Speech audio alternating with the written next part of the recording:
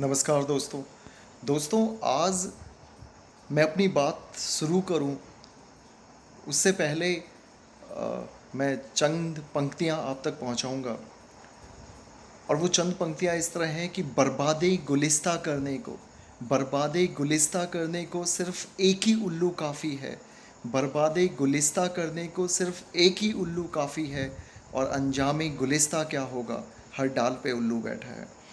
दोस्तों, आज जो इस कोरोना की विश्वव्यापी महामारी में आज जो हम सबसे भयानक दृश्य देख रहे हैं, और ख़ासकर हमारे भारत में, जो आंखों में आंसू ला देता है। मतलब मन में एक विचित्र तरह की करुणा दया का भाव आ जाता है। मेरे जैसे सेंसिटिव लोग, संवेदनशील लोग तो रो पड़ते हैं उन दृश्यों को देख के। वो है मज़दूरों का पलायन। आप देखेंगे जगह जगह बॉर्डरों पे, चाहे वो दिल्ली बॉर्डर हो, यूपी बॉर्डर हो, उत्तराखंड बॉर्डर हो, सभी स्टेटों के बॉर्डरों पे लोग फंसे हुए हैं, मज़दूर फंसे हुए हैं। वो बेचारे पैदल जा रहे हैं, कई कई किलोमीटर की यात्राएं पैदल कर रहे हैं। न खाने का इंतज़ाम है, न रहने की कोई व्यवस्था है, न ट्रांसपोर्ट का कोई साधन है, न उनके छोटे छोटे बच्चे भूख से बिलख रहे हैं। छोटे छोटे बच्चों के वीडियो मैंने देखे जो अपने माँ बाप के साथ जा रहे हैं। तो क्या ये कल्पना थी राम राज्य की? क्या ये कल्पना है लोकतंत्र की? अरे इससे अच्छा तो राजतंत्र था। कम से कम अगर आप आर्यावर्त के समय जाएंगे या रामायण के समय जाएंगे, महाभारत के समय जाएंगे, तो कभी हमने ये पढ़ने को या देखने को इतिहास में नहीं मिला कि भगवान की राम की नगरी में कोई भूखा था, भगवान राम की नगरी में कोई बिना छत के था। या महाभारत काल में कोई नहीं देखेगा कि पांडवों के काल में कोई भूखा था। अरे मैं तो कह रहा हूँ, सबसे बुरा हम मुगलों को कहते हैं। मुगलों के शासन में भी ये हाल नहीं था कि बच्चे भूख से मर रहे हों, कोई सुनवाई ना हो। यहाँ तक कि कई मुग़ल शासक जो थे, अकबर, जहांगीर, उन्होंने तक अपने दरबारों में, बताते हैं, ऐसा लिखा हुआ है इतिहास में, हो सकता है गलत भी हो, कि घंटियाँ तक लगा रखी थी कि कोई गरीब से गरीब आदमी भी डायरेक्टली एंट्री ले सकता था रात को 12 बजे भी, और अपनी फरियाद रख सकता था। तो ये आज 21वीं सदी का लोकतंत्र, ये किस तरह का लोकतंत्र है कि हमारे सभी जनप्रतिनिधि, इनके कानों पे जूं तक नहीं रहेगी। मुझे शर्म आती है ये कहते हुए कि हिंदुस्तान के अंदर 29 राज्यों के अंदर 4,500 से ज़्यादा विधायक हैं। और अगर इसमें हम लोकसभा के सांसद 543 जोड़ दें, और साथ में अगर हम राज्यसभा के सांसद 252 जोड़ दें, तो करीब करीब 5,000 से ज़्यादा विधायक और सांसद इस देश में हैं।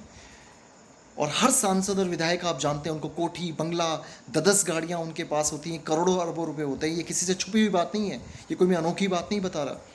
तो आप सोचो, अगर ये जनप्रतिनिधि ईमानदार होते और इन्हीं मजदूरों ने इनको सरकार में बैठाया है, किसी अमीर आदमी ने, किसी ग्रेटर क्लास या डिफेंस कॉलोनी के आदमी ने इनको एमएलए एमपी नहीं बनाया, और उसके बावजूद अगर थोड़े से भी सेंसिटिव होते ना, तो आप यकीन मानिए आज प्रवासी मजदूरों की यह हालत नहीं होती। आज उनके बच्चे भूख से, थकान से, धूप से, छाँव से बिलख नहीं रहे होते। तो मुझे बड़ी शर्म आती है इस व्यवस्था पर, और मुझे शर्म आती है इस लोकतांत्रिक व्यवस्था पर कि ये किस तरह का लोकतंत्र है। अरे इससे अच्छा तो पहले ज़माने का राजतंत्र था, जहाँ राजा कम से कम एक छत्र राज करता था। हो सकता है कि कुछ मानव अधिकार नहीं थे, या आम जनता को उतनी सहूलतें नहीं थी, लेकिन उसके बावजूद भी आम जनता कभी भी इस तरह मरती नहीं थी, कभी इस तरह झुकती नहीं थी, कभी इस तरह खाने पीने से तरसती नहीं थी, और कभी उनकी सुनवाई ना हो, ऐसा नहीं होता था। मतलब राजतंत्र भी, आप यकीन मानिए, कि आज के लोकतंत्र से बेहतर था। तो मैं फिर से अपने इन सभी प्रतिनिधियों को कहना चाहूँगा, ये 29 राज्यों के 4,500 करीब करीब विधायक, और लोकसभा और राज्यसभा दोनों को मिला के 750 सांसद, और अगर हम इसमें निगम के लोग जोड़ दें, वार्ड काउंसलर जोड़ दें, म्यूनसिपैलिटी के लोग जोड़ दें, चेयरमैन जोड़ दें, मेयर जोड़ दें, तो ये संख्या हजारों में पहुंचेगी। प्लीज़, आप लोगों के अंदर सामर्थ्य है, आपके पास निजी धन भी बहुत ज़्यादा है, सार्वजनिक धन बहुत ज़्यादा है, और कम से कम इस टाइम पर धन की व्यवस्था कीजिए और इन निर्दोष मासूम प्रवासी मजदूरों को बचाइए। इन लोगों, यही लोग राष्ट्र का निर्माण करते हैं, इन्हीं लोगों की वजह से चीज़ें चलती हैं, इन्हीं लोगों की वजह से शहर बनते हैं, और आज इन्हीं लोगों की ये हालत है। तो प्लीज़, मैं फिर से आप सभी से कहना चाहूँगा इस वीडियो के माध्यम से, हमारे जितने भी जनप्रतिनिधि हैं, चाहे वो हमारे विधायक हों, हमारे सांसद हों, लोकसभा और राज्यसभा दोनों को मिला के, चाहे वो हमारी ब्यूरोक्रेसी हो, चाहे वो हमारे एमसीडी और वार्ड के काउंसलर हों, या सभी राज्यों के वार्ड के लोग हों, प्लीज़ आगे बढ़कर इन लोगों की हिम्मत कीजिए। खाने पीने रहने सब चीज़ की व्यवस्था कीजिए, इनके ट्रांसपोर्टेशन की व्यवस्था कीजिए। ये जो वीडियो आ रहे हैं ना मीडिया में दोस्त, बहुत दिल दुख रहा है, दिल तड़प रहा है। तो मेरी आप सबसे विनती है कि प्लीज़ इन सब की सेवा कीजिए, इन सब की सेवा कीजिए, यही राजधर्म है। जय हिंद, जय भारत।